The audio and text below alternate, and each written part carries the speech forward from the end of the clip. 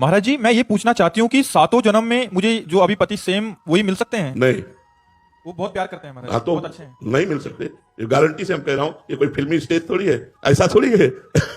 ऐसा नहीं हो सकता। हाँ, एक उपाय हो सकता है।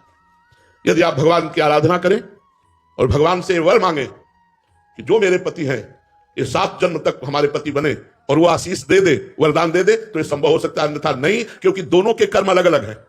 एक कर्म नहीं है दोनों का, दोनों के कर्म अलग अलग है, दोनों का प्रारब्ध अलग अलग है, दोनों के संचित अलग अलग है। तो इस जन्म में जो पति बना है वो अगले जन्म में पति बने या पुरुष बने बिल्कुल आवश्यक नहीं। जैसे हम एक घटना तुम्हें सुना रहे, एक की पत्नी बड़ी भक्त थी, वो पत्नी पर बहुत प्यार करते थे, पर पत्नी गुरु जी की आज्ञा से चलती थी, पर उनको संतों से कोई प्यार नहीं था, वो पत्नी से प्यार करते थे। तो एक दिन पत्नी ने बहुत प्रेम से उनसे कहा कि हमारी एक बात मानोगे, आप हमारे गुरु जी से दीक्षा ले लीजिए, क्योंकि हम दीक्षित हैं और आप दीक्षा नहीं लिए तो हमारा आपका प्रेम अधूरा। उन्होंने कहा ठीक है, बुलाओ गुरु जी को। गुरु जी को बुलाया और दीक्षा लेने के लिए गंगा स्नान करने के लिए चले। तो गांव के 2-4 लोग मिले, बोले आज ये धोती टांग के कहां जा रहे हो?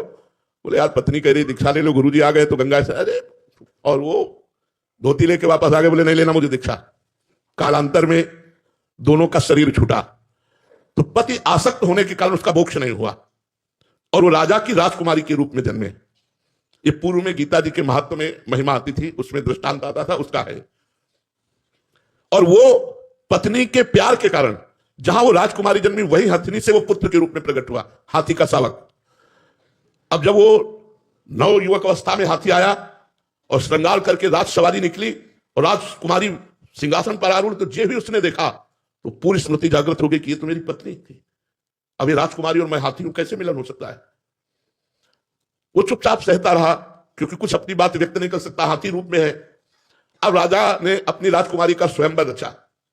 जे ही स्वयंवर की घोषणा हुई तो उसने खाना पीना सब छोड़ दिया। वो बहुत ही सुशोभित हाथी के रूप में था। राजा को सूचना पहुंची, राजवैद्यों ने देखा, बोले कोई रोग नहीं। राजकुमारी विज्ञान संपन्न थी क्योंकि भजन करती थी। उसने कहा इसकी औषधि मेरे को पता है, मुझे एक बार इसके समीप जाने दो। नजदीक गई और कान में कहा था गुरुदेव को वरण कर लो। नहीं वरण किया ना तो हाथी की योनि को प्राप्त हुए।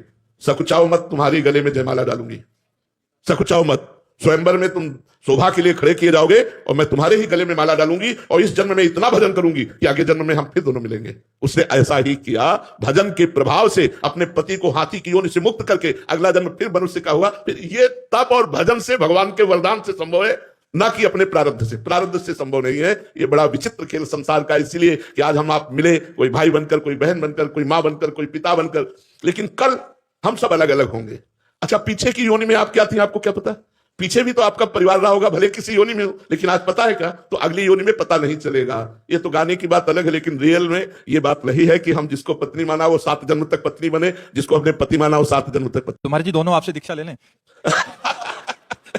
हमने तो दीक्षा की बात न कहकर भगवान से वरदान की बात कही कि भगवान वरदान दे दे तो 7 जन्म क्या 700 जन्म तक, क्योंकि सृष्टि विधायक वही है। वो कलम चला दे कि ये जीवात्मा दोनों पति पत्नी के रूप में 1000 बार जन्मेंगे, तो 1000 बार जन्मेंगे, दोनों पति पत्नी होंगे। भगवान के विधान के सिवा कोई दूसरा विधान नहीं।